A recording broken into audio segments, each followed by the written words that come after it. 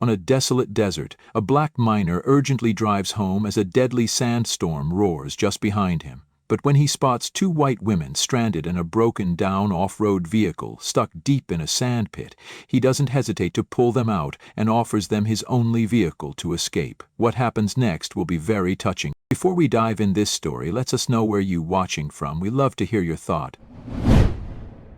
The desert wind began its mournful howl. Not a gentle sigh, but a raw, grating scream, pushing monstrous gusts of fine red sand across the cracked, sun-baked earth. It felt like the land itself was tearing apart. Kalen gripped the steering wheel tighter, his knuckles bone-white against the worn, sticky plastic. The old off-road vehicle, a relic held together by rust and sheer will, wheezed out barely warm air, struggling against the brutal, suffocating heat that clawed at the windows, now thick with the distinctive, suffocating red dust of the rare earth mines. He stole a glance at the rearview mirror. Nothing but the endless, parched expanse behind him, the rough, temporary structures of the mining camp still an impossible distance away. His shoulders ached from the day's work, 12 hours under the relentless, soul-crushing sun. His back screamed, a dull, constant throb from lifting sacks of crude ore that weighed more than he did. His body was a map of scars and calluses, his face etched with the kind of deep, weary lines that only constant, back-breaking labor in this desolate furnace could produce. Every breath tasted of dust and desperation. His clothes, thin and patched, still smelled faintly of the metallic tang of the earth and the sour scent of his own sweat.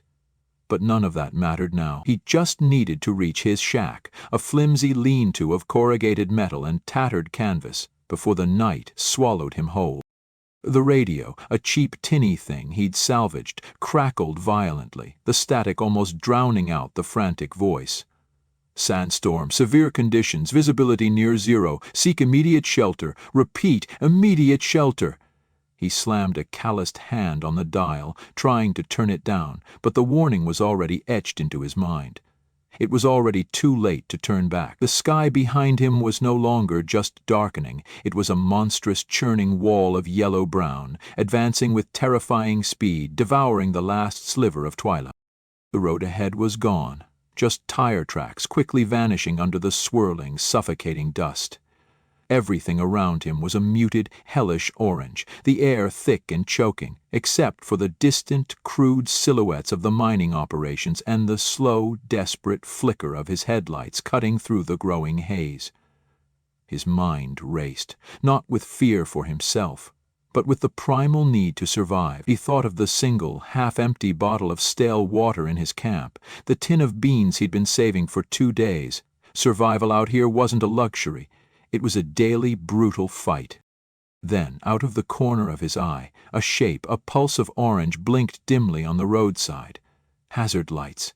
Kalen slammed on the brakes, the old truck skidding violently, kicking up plumes of red dust that immediately enveloped him. He eased the vehicle over as gently as he could. What he saw made his stomach knot.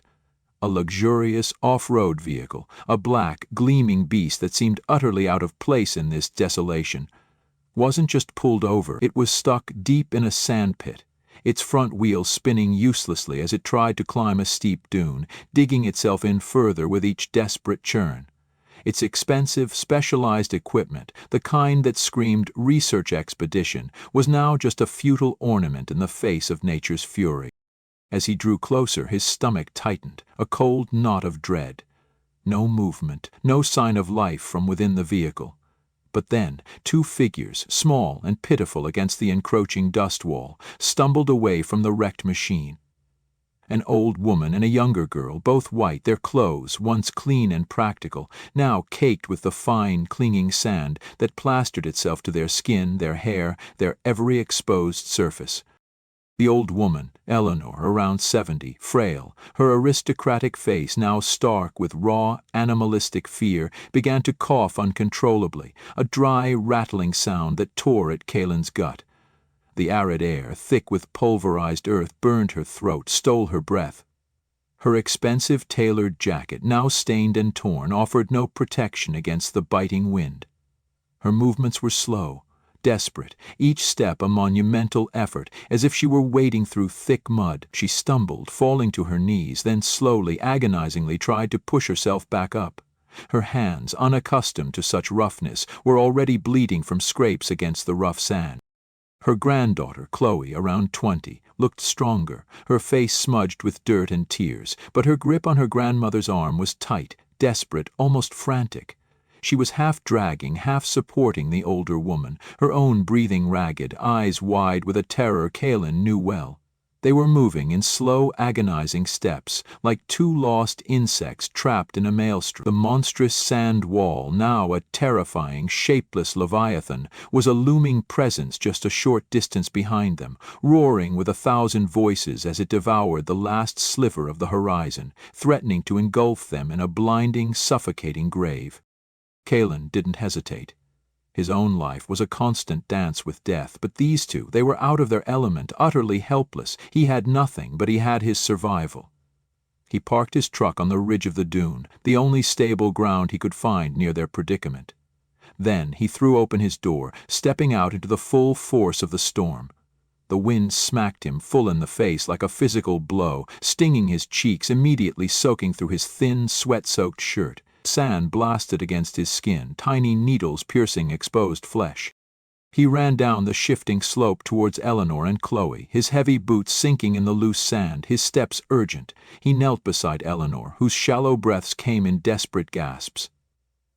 "This sandstorm is no joke," he shouted over the rising roar of the wind, his voice rough, gravelly from years of breathing dust, but steady, resonating with a quiet authority that cut through their panic. "My truck only has 2 seats. You two go on ahead. Head to the old mining station. There's a shelter there. It's right here."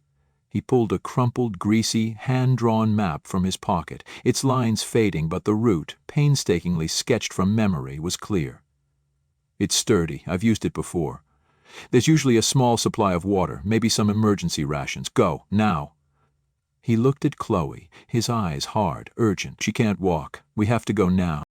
Eleanor stared at him, her eyes glassy with shock, confusion, and the terror of facing the unknown. "But what about you? What will you do?" she managed to gasp, her voice thin, barely audible above the storm's shriek. Her body was trembling violently, not just from the cold, but from sheer terror. She looked like a bird caught in a trap, broken and helpless. Kaelin didn't waste a single precious second on sentiment. His gaze was firm, unwavering, cutting through the chaos. He knew the odds. He'd survived worse, maybe. Buried alive in rock falls, dehydrating under a sun that baked the very air. But this was different. He reached down, his strong, calloused hands, scarred and rough, gently but firmly scooped Eleanor into his arms. She was surprisingly light, frail, like a bundle of dry sticks. He cradled her against his chest, her head lolling against his shoulder, her breath coming in shallow, ragged gasps. He half ran, half stumbled back up the treacherous, sandy slope towards his old truck, the weight of her in his arms a stark reminder of their fragility against the desert's wrath. Sand pelted them both in sheets, stinging, tearing. Chloe, understanding the raw urgency in his actions, scrambled after them, her own movements a desperate blur. "I know how to handle myself out here," he shouted, his voice flat, devoid of emotion, yet carrying an undeniable, quiet command that cut through the storm's fury. "Just go. Don't hesitate. There's no time." He didn't wait for a response, just gently lowered Eleanor into the passenger seat of his truck, securing her as best he could. He helped Chloe climb into the driver's seat, her hands already fumbling for the keys. He pressed the map into Eleanor's shaking hand, making sure her fingers closed around it. "Go," he repeated, his voice a low growl, pushing the words through the wind. "Go, now." Then he stepped back, his own thin figure already beginning to be swallowed by the churning, menacing wall of sand that roared ever closer. Chloe, her face a mask of fear and dawning comprehension, looked at Eleanor, then back at Kaelin, her eyes wide, haunted. They knew this was a sacrifice. They had no other choice. With a choked sob, Chloe shifted into drive. The old truck's engine groaned, then caught with a desperate roar, tires spitting sand as it pulled forward, scrambling over the sandy ridge. Eleanor looked back through the rear window, her gaze fixed on Kalen, his figure already small, impossibly distant, dissolving into the swirling, blinding haze. His silhouette, already thin and worn, was disappearing, consumed by the monstrous advancing sandstorm. The desert was claiming him, leaving them with the chilling image of his noble, selfless act and the haunting, agonizing question of his fate. They were safe for now. But he was gone. The brutal howl of the sandstorm began to soften, not with a sudden calm, but a gradual, reluctant retreat. The terrifying shriek outside the shelter slowly faded into a low, mournful moan, then a persistent, gritty whisper. Eleanor and Chloe had spent the night huddled together, their bodies aching, minds reeling, every sound outside magnified into a terrifying omen. Now, a faint, almost imperceptible shift in the gloom inside the bunker signaled the first hints of dawn. The air, though still thick with dust, felt less suffocating, less like a tangible weight pressing down on their lungs. Chloe pushed herself up, her muscles stiff, and moved to the small, grimy window of the shelter. What she saw made her breath catch. The sky, once a swirling, malevolent yellow-brown, was now a bruised violet, slowly bleeding into a pale, dusty blue.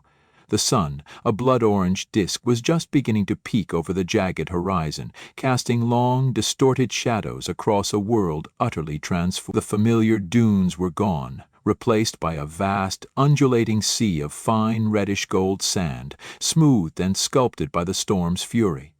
Debris, twisted metal, and shattered rock lay scattered like discarded toys.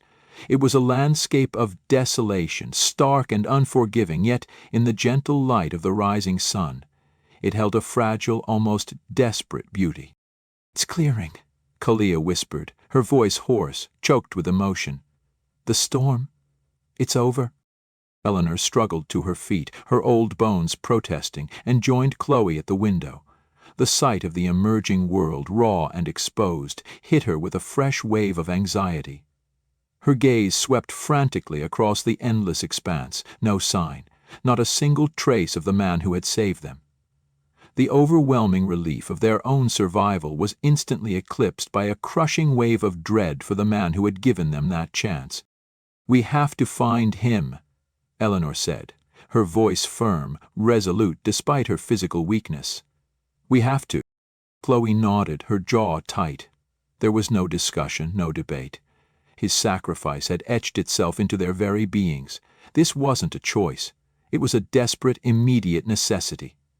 They pushed open the sturdy wooden door, the last barrier between their relative safety and the ravaged desert. The air outside was still cold, biting, but the ferocious wind had died down to a brisk breeze. Fine sand coated everything, stinging their eyes and clinging to their clothes as they stepped out. They began to walk, their eyes scanning every undulation of the dunes, every rock formation, every possible crevice that might offer refuge. They called out, their voices thin and reedy against the vast, silent landscape. "Hello, anyone?" The only answer was the whisper of the wind over the newly sculpted sand. They followed the faint, almost invisible tracks of his boots, imprinted briefly before the storm consumed them, heading in the general direction he'd indicated, towards the ancient, scarred mountains where the oldest mining operations once stood. Meanwhile, Kalen fought a battle no human should have to endure. When he had stepped back from his truck, waving Eleanor and Chloe away, the colossal wall of sand had been upon him in seconds. It wasn't just wind. It was a physical force, a living, roaring entity of pulverized earth that threatened to rip him apart, to flay the skin from his bones. He had dropped to his knees, burying his face into his tattered shirt, trying to breathe, but the air was solid sand, searing his lungs with every desperate gasp. He moved on instinct, years of brutal desert survival kicking in. He knew this land, its dangers, its hidden pockets of fleeting refuge. He crawled rather than walked, forcing his body forward against the invisible, tearing currents. His eyes, squeezed shut, felt like they were packed with needles. His ears screamed with the roar of the storm, a sound that obliterated all thought, all sense of direction, save for the primal urge to find cover. He remembered a cluster of old abandoned quarry pits, deep gashes in the earth from decades of mining, not far from where he'd found them. A long shot, a desperate gamble. He used the shifting wind, the subtle changes in pressure against his back to orient himself, a trick born of countless nights spent alone under these unforgiving skies. He covered his mouth with his shirt, trying to filter the suffocating dust, but each breath was agony, tasting of metal and grit. Thirst became a burning inferno in his throat, his mouth a dry, cracked void. The cold of the desert night, usually a welcome reprieve from the day's heat, now became another tormentor. The sand, whipped by the wind, drew away what little body heat he had, chilling him to the bone. He felt the insidious numbness creeping into his fingers and toes, the chilling herald of hypothermia. He pushed on, his muscles screaming, his vision blurred by tears and sand. He fell, picked himself up, fell again. Fear was a distant, cold knot in his stomach, replaced by a singular primal focus: survive. He wasn't thinking of the women, not in that moment. He was just a raw, unthinking bundle of instinct and will. He found a slight depression, a shallow hollow where the sand had perhaps piled differently. He clawed at it, digging with his bare hands, pulling what little debris he could find, a torn piece of tarp, a splintered wooden beam, to create a flimsy shield. He burrowed into the sand, burying his legs to preserve warmth, fighting the desperate urge to simply give up and let the desert claim him. He pictured the faint, familiar outline of his shack, the promise of a rough, hard-won peace. That simple image, a tangible, miserable goal, was enough. He held on to it through the long, terrifying hours as the sand pounded his fragile shelter, threatening to bury him alive. Back on the transformed dunes, Eleanor and Chloe continued their desperate search. Hope flickered, then dimmed, then ignited again with every shift in the landscape. Chloe spotted a faint, irregular line of displaced sand. "Look!" she cried, pointing, her voice hoarse. "Tracks! Not truck tracks, footprints. Faint, but going that way." They followed them, their pace quickening, their hearts hammering against their ribs. The sun climbed higher, illuminating the vast, silent wreckage of the storm. Then Eleanor saw it. A dark, still form tucked into a narrow, sand-filled crevice near the base of an old, weathered rock formation. Her breath caught. "There!" she screamed, her voice tearing, raw with a mix of terror and desperate hope. "He's there!" They ran, stumbled, and slid down the sandy slope, their legs burning. As they got closer, the form resolved itself. It was the man. He was lying curled in the narrow space, covered head to toe in fine red sand, almost indistinguishable from the landscape itself. His face was buried in the crook of his arm, his breathing shallow, ragged. He was alive. Chloe reached him first, dropping to her knees beside him. "He's here, he's alive!" she cried, tears streaming freely down her face, no longer bothering to wipe away the grit. Eleanor fell to her knees beside them, her own body shaking with overwhelming relief. She reached out, her hand trembling, and gently touched his sand-encrusted shoulder. "Oh my God," she whispered, her voice choked with emotion near tears. "Thank God. You're okay? We thought we'd never see you again." The man stirred, a low groan escaping his lips. He slowly, painfully lifted his head, his eyes barely slits, red-rimmed and filled with sand. He looked at them, his gaze unfocused at first, then slowly clearing, a flicker of recognition in their depths. His lips, cracked and bleeding, moved, and a voice, rough and barely a whisper, grated out, I promised. I'd survive, didn't I?" He struggled to push himself up, but his limbs were leaden, exhausted. Eleanor and Chloe quickly helped him, gently supporting his weight. They saw the raw scrapes on his hands, the way his body trembled, the sheer, utter exhaustion radiating from him. They gave him water, just a few sips at a time from their precious bottle, watching as he swallowed with agonizing slowness. They wrapped him in a blanket from their vehicle, trying to bring some warmth back to his shivering frame. He was a testament to extraordinary, almost impossible resilience, a true son of this cruel, beautiful desert. Eleanor looked at the man, truly looked at him, not as a laborer, but as a being of incredible strength and selfless courage. Her eyes, filled with profound gratitude, conveyed a debt that felt immense, a promise that resonated in the quiet vastness of the desert morning. The storm had passed, but it had left an indelible mark, forging a connection neither of them could have ever predicted. What would happen next? How could they ever repay this man, this unexpected hero of the desert? 2 weeks spun by like a blur, each day a slow retreat from the edge of oblivion, a return to the rhythms of a life that felt both impossibly distant and startlingly familiar. Eleanor and Chloe were safely back in their world, a world of sprawling cityscapes and climate-controlled offices, far removed from the brutal embrace of the desert. Yet, the vast, silent expanse of red dust and the spectral image of the man they had left behind, now known only as their anonymous rescuer, haunted their every waking thought. His sacrifice, his quiet, unhesitating kindness, had etched itself into their very beings. It wasn't just a memory, it was a profound, life-altering truth that hummed beneath the surface of their comfortable lives. Eleanor, a woman accustomed to navigating complex geological formations and corporate boardrooms, found herself adrift in a sea of unspoken gratitude. The famed retired geologist, whose name once echoed in prestigious scientific journals and mining consortiums, now felt a gnawing emptiness, a deep sense of unfulfilled obligation.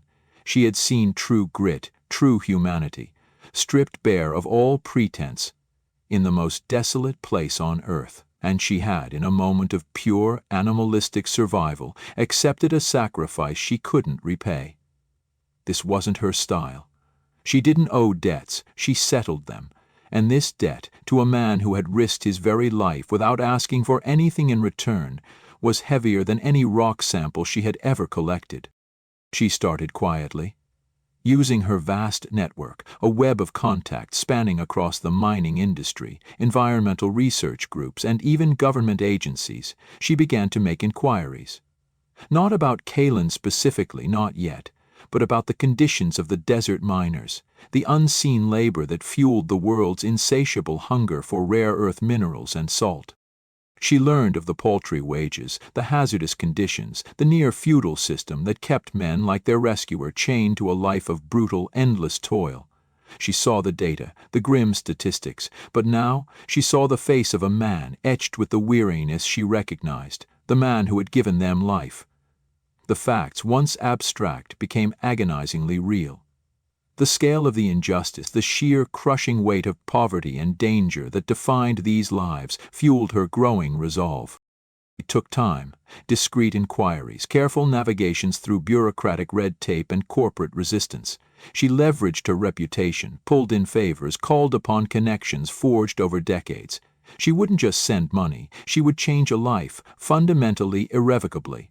She finally found him after weeks of painstaking work, piecing together fragments of information from remote outposts and dusty payroll logs. His name was Kaelin. His history was exactly as she had imagined, a life of struggle, of endless physical labor, of dignity maintained against impossible odds. One late afternoon, as the desert sun began its long, slow descent, painting the sky in fiery hues, a dusty, unfamiliar vehicle pulled up to Kaelin's makeshift shack. It wasn't a luxury SUV, but a sturdy, practical truck. A man, not Eleanor or Chloe, stepped out, carrying a thick, cream-colored envelope. Kaelin, tired from his shift, watched him approach, suspicion in his weary eyes. He rarely received mail, and never anything that looked so official, so out of place in his barren existence. The man handed him the envelope, a polite nod, then drove away, leaving Kaelin alone with his questions. Kaelin opened it, his calloused fingers fumbling with the thick paper. Inside, a letter, handwritten in elegant, precise script. His name, Kaelin, looked foreign, almost regal on the page. He unfolded it slowly, as if it might disappear. "Dear Kaelin," the letter began, "I don't think I'll ever find the right words, but I'll try. That night changed me. You didn't know my name, and still you opened your door to us. You risked everything. You didn't ask what I did or what I could give you. You just saw someone in need, and you acted without hesitation, without pride. I don't know many people who have done the same. My name is Eleanor Vance." Kalen's breath hitched. Eleanor Vance. The name, whispered with reverence in scientific circles, now resonated in his humble shack. He swallowed hard. Something pressed in his chest, tight, aching, but not painful. A strange warmth began to spread through him. He turned to the next page. It was official. A job offer. Not for a mechanic, not for a miner, but for something he had only dreamed of in the quiet hours of the night. A position as a geological safety and field operations specialist for a major reputable mining corporation, one that Eleanor had close ties with. The facility was far from his current hell, a new, state-of-the-art operation focusing on ethical, sustainable mining practices. The terms were almost unbelievable. A real salary, significantly higher than anything he had ever earned, full benefits, health insurance, a retirement plan. It promised safety, stability, an end to the crushing, soul-sapping labor that had defined his entire adult life. It was not charity, it was respect. And behind that, one last sheet. A payment receipt.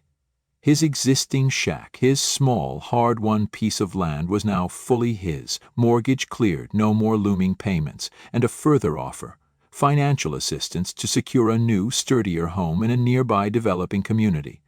Not a mansion, not luxury, but a solid, clean structure with reliable electricity and running water. A place where he could finally escape the perpetual dust and danger. A place that felt like home. He sat down slowly on the cracked wooden steps of his shack, the letter crinkling in his hand. The world tilted gently around him. His breath caught, not from disbelief, but from the overwhelming weight of being seen. Really seen. Not as just another nameless, faceless laborer struggling to hold it all together, but as someone who had held someone else up. And in doing so, had changed their course. The desert wind, usually a tormentor, now felt like a soft sigh against his cheek. He read the last paragraph, the simple words that resonated with a power greater than any wealth. Eleanor's voice, clear and strong, seemed to rise from the page. "Your action in the storm not only saved our lives, but it taught me a priceless lesson about true compassion in this harsh, unforgiving place. We want to ensure you have a life worthy of that heart. This is not charity, Kalen. This is a deserved beginning." A few weeks later, a simple, understated meeting took place. Eleanor and Chloe traveled back to the edges of the desert, not to the old station, but to a small, clean cafe in a nearby town where Kalen now lived temporarily. He was thinner, still weathered, but there was a light in his eyes, a sense of quiet hope that had not been there before. Eleanor, usually so composed, felt a lump in her throat. Chloe, usually so pragmatic, found her eyes welling up. "Kalen," Eleanor began, her voice soft, full of sincerity. "Thank you, truly. You gave us back our lives." Kalen looked at them, his gaze steady.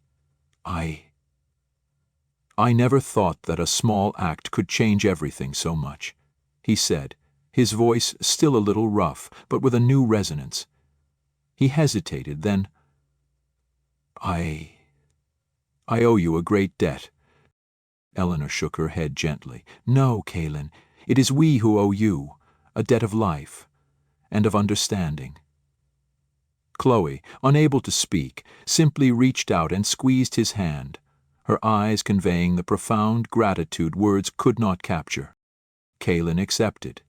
Not with demands, not with the eagerness of someone expecting a handout, but with the quiet dignity of a man who finally recognized his worth, who finally understood that his inherent goodness, his unspoken code of ethics, had been seen and acknowledged.